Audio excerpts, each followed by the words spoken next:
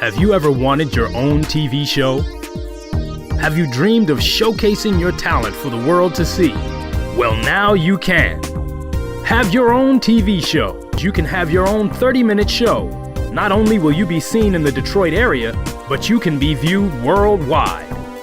Be seen on WHPR Detroit Live, Comcast Cable Channel 91, on the web at TV33WHPR.com, with the TV33 app, on Roku, Google TV, Apple TV, and on Amazon Fire TV. Act now. Time slots are limited. Sign up today and get a free replay with the purchase of your time slot. For more information, call 313-868-6612. Visit our studios and receive a free TV interview to promote your business, church, or organization by appointment only. I pledge to stay drug-free. I plan to stay drug-free. I pledge to stay drug-free. I pledge to be drug-free. I pledge to stay drug-free.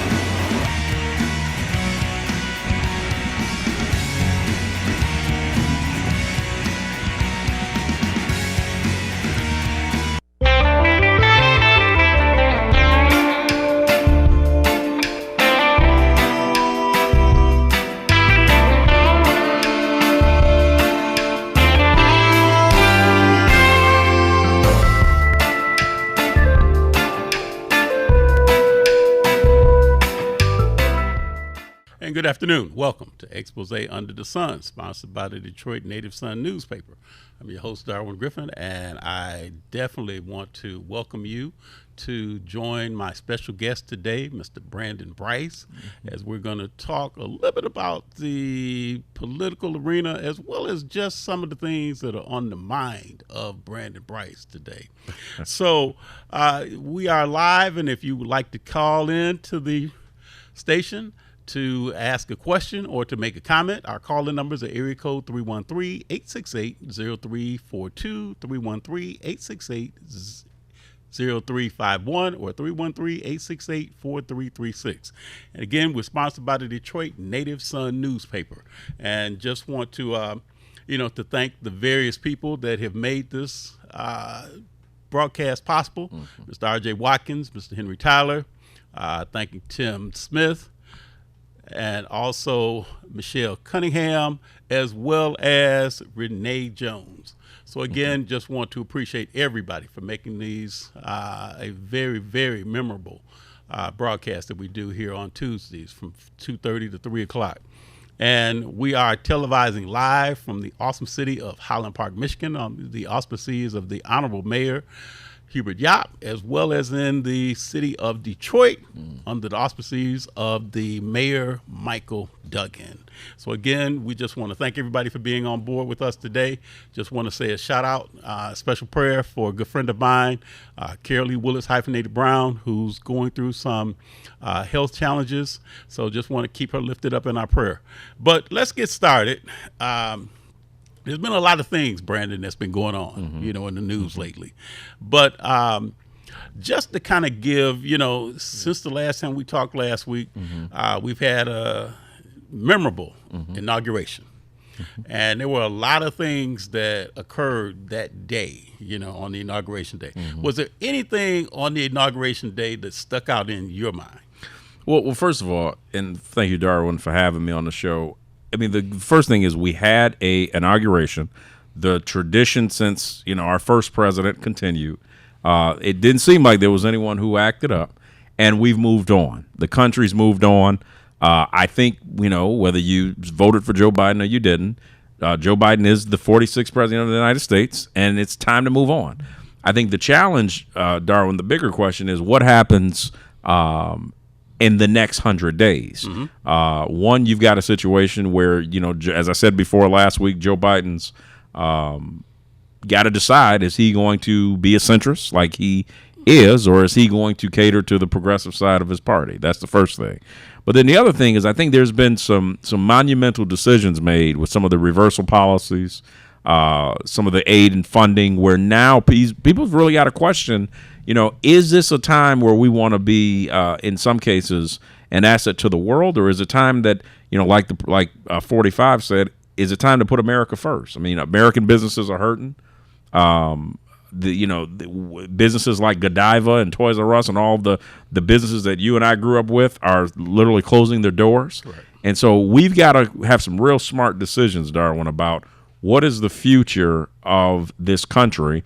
And, even though we always support foreign policy, is now the best time. And I think the president's got to make that decision. Well, so was there something, during the inauguration, because everybody is so interesting, because everybody is talking about the poet laureate.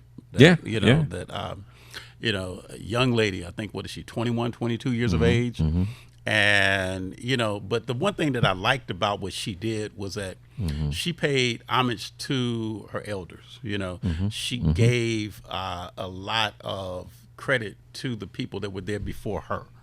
And, she wore the ring of one of her, favorite poets that inspired, her.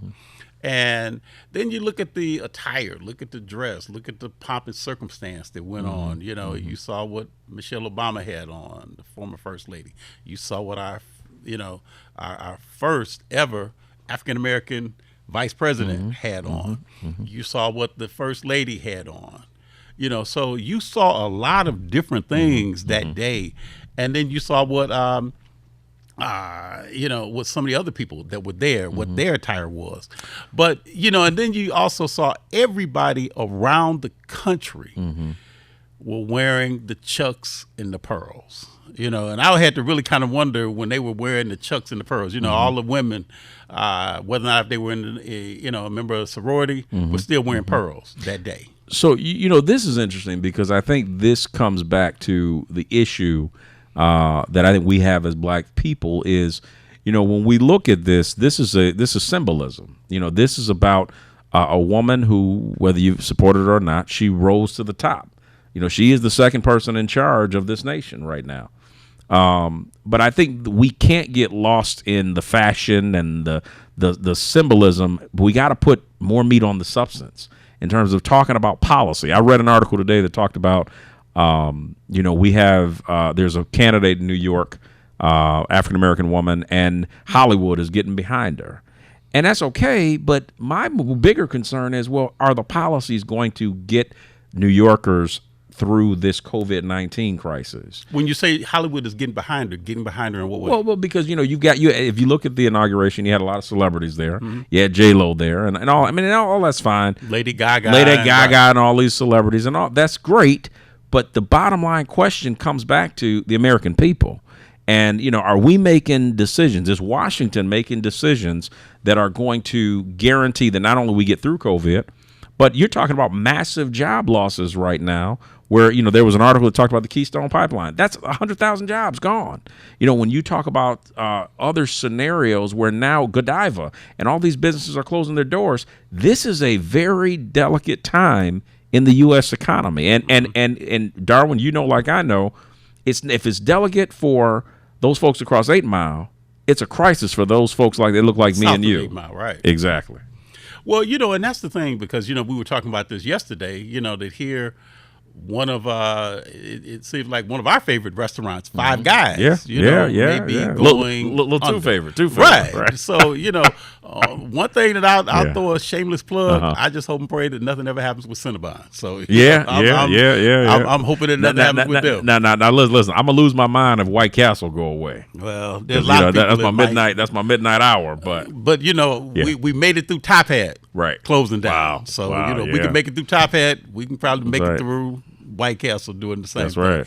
But let me just ask this. So now that everything is said and done, we see a lot of people that were involved in the insurrection are now coming to court now. They're they've arrested a lot of people.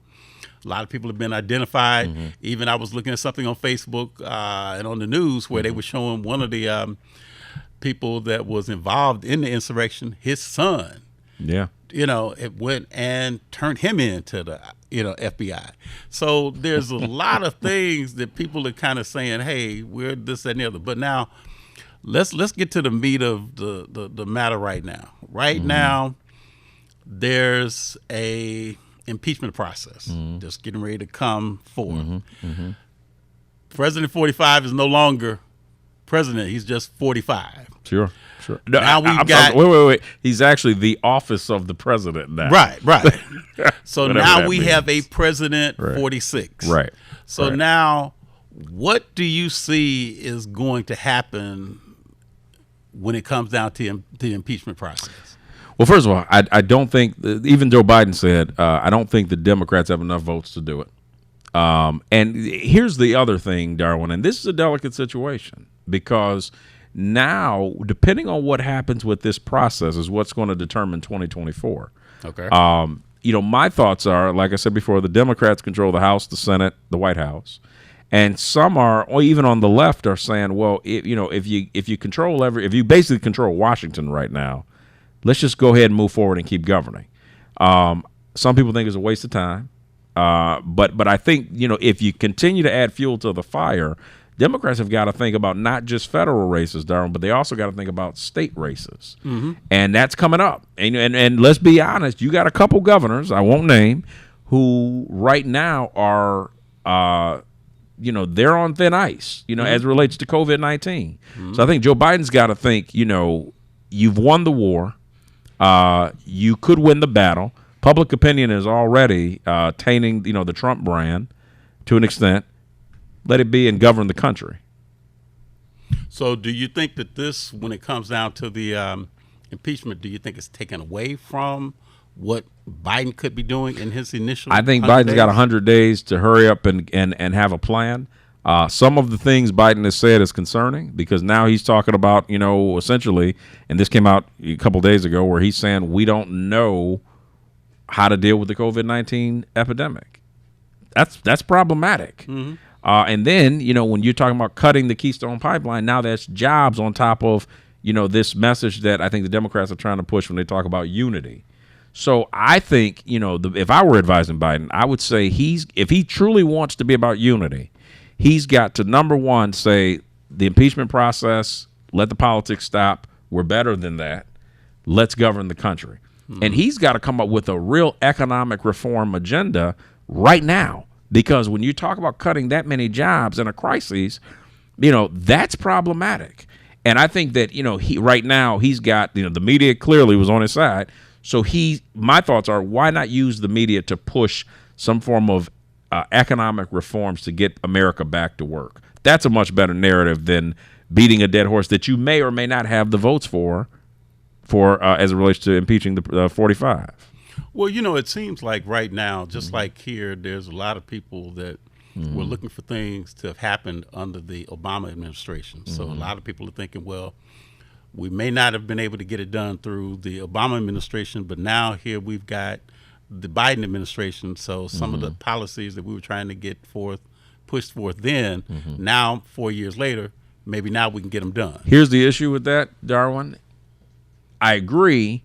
But fortunately, Barack Obama didn't have COVID-19 to deal with. Joe Biden is literally coming, and I want to be careful with this because I'm always careful to criticize presidents, governors, or mayors during pandemics because it's easy to sit on the sidelines and say, well, he should do this. Well, I mean, when you're in leadership and you get hit with an epidemic or pandemic, rather, where you've got to shut down nations and countries and states and cities, that's not an easy task to do. And you literally you and I were talking about this earlier, you've got to juggle saving lives or saving the economy, both which are very fragile. And you also may have to juggle your political future. Yep. Compared to, say, saving lives, as Yep. as we were talking about earlier, Brandon. So now the thing is just like here, when you look at some of the things that President Biden is talking about, the transgender individuals that may be a part of the military. That was something that President 45 had said no. Now President Biden is saying no. Let's allow them to still serve, their country. But what are some of the other things then that you think or that you've heard that he has done, maybe in the first couple of days that he's been in his administration, that you may have either liked? A lot of people are still trying to look at. One of the big things they're talking about is the Obamacare, the Affordable Care Act, Health Care Act. Well, one thing Joe Biden did, I think it was today actually, when he denounced white supremacy. Obviously, I support that as an African American man. Donald Trump had said it, but when it was on the stage during the debates, He didn't sound there was him and Hahn around Right. it. I don't think that was a good look, and I think that this was one opportunity where there's a couple freebies and layups that Republicans can get behind and say, okay, we agree. And I think that was one of the things. The one thing that concerned me about Joe Biden is recently there was talk of sending $4 billion in aid to Mexico. The concern I have with that, Darwin, and I think you as an American can understand, is this a time we want to send $4 billion when we're barely making stimulus checks to the people who need it here the most? And that's something that a lot of people they were questioning that when it came down to the last few days of President 45's Right. administration. Right. And there was the stimulus package that a lot of people were concerned about, trying to find out, were we going to get that stimulus, the CARE Act, to get the money. But it was like trying to go and send money to foreign countries. And like you were saying, people were concerned about what you're saying, that, hey, if you're concerned about other folks and not concerned about us. That, I mean, and the thing is, you're doing that in your first 100 days.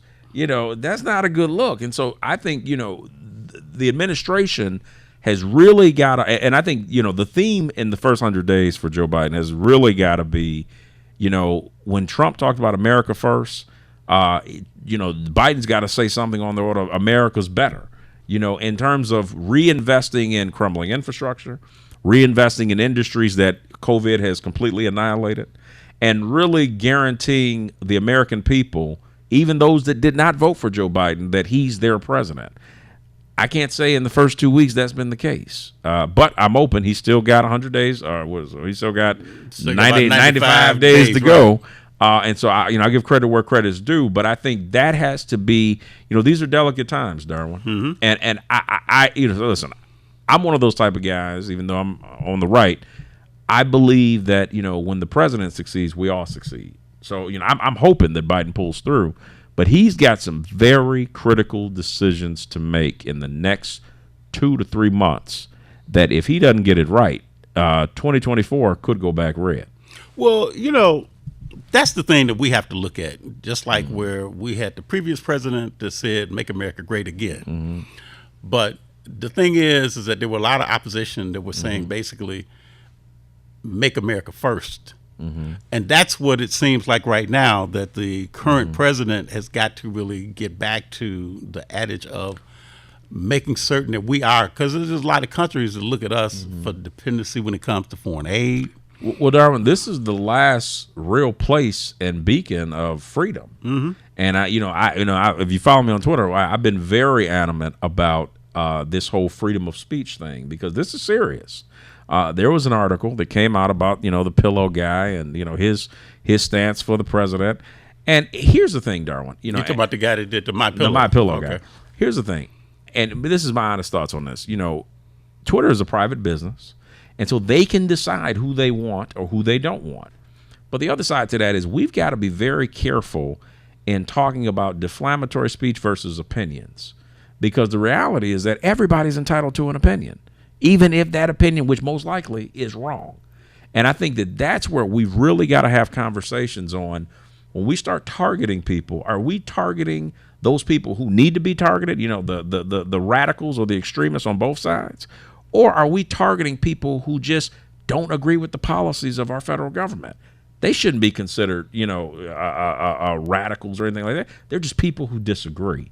And I think that is a very mature conversation to have, but it's an important one, because when we talk about freedom of speech and protecting that, the Constitution and what allows me and you to say, and let's be honest, African Americans, we've dealt with this going back to the federal government, in some cases, has called some of our freedom fighters radicals and terrorists and all these people. So we got to be very careful using that terminology. Well, I co-moderated a discussion over the weekend, with talking about the first 100 days and, Right. About the, with the Biden administration. But one of the things that we have to really make certain that Biden's administration addresses is the police brutality. Right. Is, you know, I was looking at something over the weekend where it said that the people there in law enforcement in D.C. were really stumped because they didn't know what to do when it comes down to they were told to shoot black and brown people, but they didn't know what to do when it came to people that weren't black or brown. So that was the thing that they were kind of looking a little bit, you know, kind of like stymied, like, well, what do I do when I see somebody that's not black or brown charging on me? You know, D.C. really could take a playbook out of Detroit, because Detroit, not only in my opinion, has some of the best law enforcement officers in the nation, but they've really, and every police force really has got to take community policing a lot more seriously than they have. But the other part of that is we've got to also address, in addition to community policing, how many people from the neighborhoods actually represent the police force. Well, you know, and that's something, Brandon, that we've had from back even in the day with Mayor Coleman Young. Yeah. You know, when we had stress, you know, Right. that was making certain that there were more African Americans that were represented on the, you know, in the police department. And one of the things that I was looking at on the news the other day was that the city of Livonia is trying to do something a little bit different when it comes to their policing, because they want to have more social workers to respond to some of the things that happens, you know, in their community. So I think that a lot of people are going to start looking at what they do and to see how they're going to get that, you know, going. Because I was looking at the young lady from Hagera that was talking about we can enact something like this program within a month's time. There is a, you know, we assume that all military veterans deal with PTSD. But Darwin, there are, in some cases, many law enforcement officers that deal with PTSD. And going a step further, you've got young children in some cases that deal with PTSD. And so, you know, we don't just need social workers in the police departments, which is important. We need them in the schools, in the high schools, because especially at a time like this when so many people are struggling. You know, we have, at least in my lifetime, we've never dealt with the ramifications of a pandemic where jobs are folding. You can't see your friends. You are concerned about the health of yourself and your parents. These are real issues. And so I think Livonia is one way, but I go back to Darwin is making sure that the police department reflects the overall community. That's important. And we were talking about, you know, as far as community policing, it's how many, in addition to community policing, you know, programs like PAL shouldn't just be in Detroit. They should be all over the state of Michigan, all over the country. Because now it's how do I get that officer who lives across 8 Mile to invest his time and become a coach, where now that kid or that kid's family or the community doesn't see him just as an officer, they see him as coach so-and-so. That makes a difference. And that's one of the things that, you know, just like even back to the time when people were concerned about the residency requirements for law enforcement personnel, you know, when you have somebody that lives right down the street that may get up and instead of going to a African Americans, we've dealt with this going back to the federal government in some cases has called some of our freedom fighters radicals and terrorists and all these people. So we got to be very careful using that terminology. Well, you know, I co-moderated a discussion over the weekend, you know, with talking about the first 100 days and, you know, about the, you know, with the Biden administration. But one of the things that we have to really make certain that Biden's administration addresses is the police brutality. Is, you know, I was looking at something over the weekend where it said that the people there in law enforcement in D.C. were really stumped because they didn't know what to do when it comes down to they were told to shoot black and brown people, but they didn't know what to do when it came to people that weren't black or brown. So that was the thing that they were kind of looking a little bit, you know, kind of like stymied, like, well, what do I do when I see somebody that's not black or brown charging on me? You know, D.C. really could take a playbook out of Detroit, because Detroit, not only in my opinion, has some of the best law enforcement officers in the nation, but they've really, and every police force really has got to take community policing a lot more seriously than they have. But the other part of that is we've got to also address, in addition to community policing, how many people from the neighborhoods actually represent the police force. Well, you know, and that's something, Brandon, that we've had from back even in the day with Mayor Coleman Young. Yeah. You know, when we had stress, you know, Right. that was making certain that there were more African Americans that were represented on the, you know, in the police department. And one of the things that I was looking at on the news the other day was that the city of Livonia Yeah. is trying to do something a little bit different when it comes to their policing, because they want to have more social workers Yeah. to respond to some of the things that happens, you know, in their community. So I think that a lot of people are going to start looking at what they do and to see how they're going to get that, you know, going. Because I was looking at the young lady from Hagera that was talking about we can enact something like this program within a month's time. There is a, you know, we assume that all military veterans deal with PTSD. But Darwin, there are, in some cases, many law enforcement officers that deal with PTSD. And going a step further, you've got young children in some cases that deal with PTSD. And so, you know, we don't just need social workers in the police departments, which is important. We need them in the schools, in the high schools, because especially at a time like this when so many people are struggling. You know, we have, at least in my lifetime, we've never dealt with the ramifications of a pandemic where jobs are folding. You can't see your friends. You are concerned about the health of yourself and your parents. These are real issues. And so I think Livonia is one way, but I go back to Darwin is making sure that the police department reflects the overall community. That's important.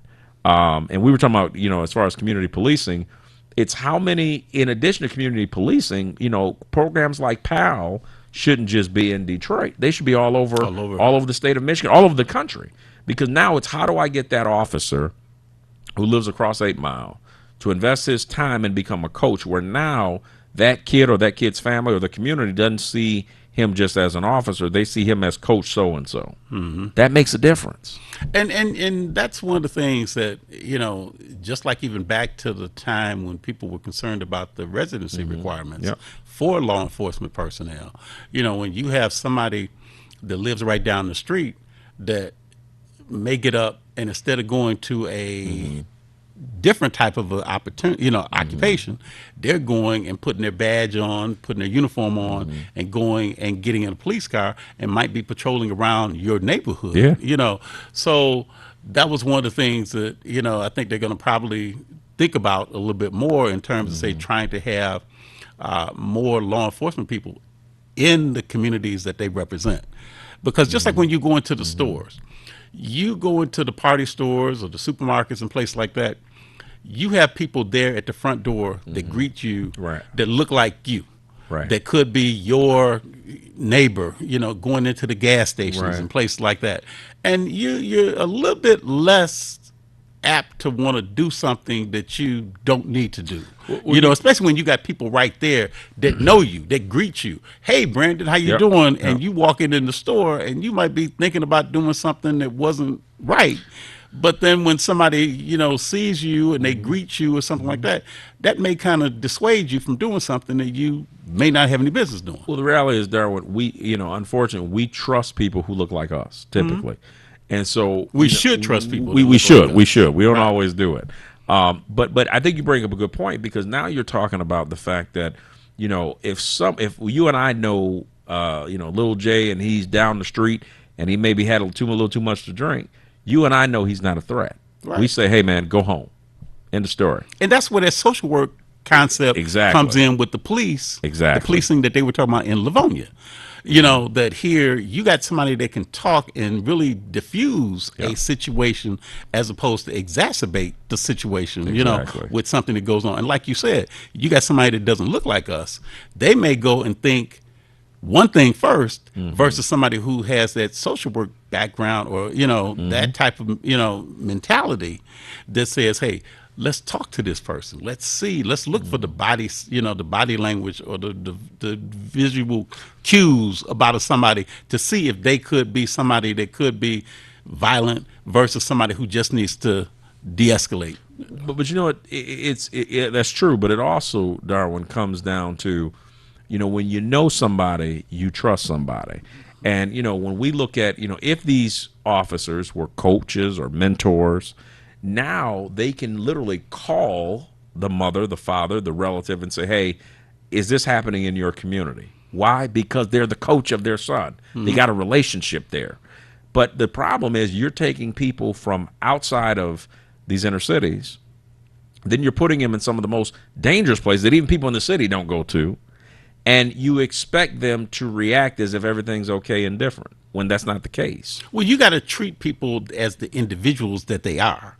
And that's where I think sometimes the issue comes in there at. Just because of the fact that you may be in a position to where somebody comes in, you don't look at everybody the same. That just because of the fact that they walk in, they may be ready to go, like in sales. Sure. You can't look at a person that comes into a car dealership and know whether if they're going to buy a brand new car or they're looking to get a used car, looking to spend for the top of the line car, or they want to get maybe a mid-size or compact car, So you got to treat everybody the same in some respects, but you have to make certain too that people are different, and what they came into that establishment, they may not be thinking about doing anything other than just looking around. But you don't treat that person different. But Darwin, that's a bias that unfortunately we have, and that's why training becomes so important. Exactly. Community training, and then not just saying,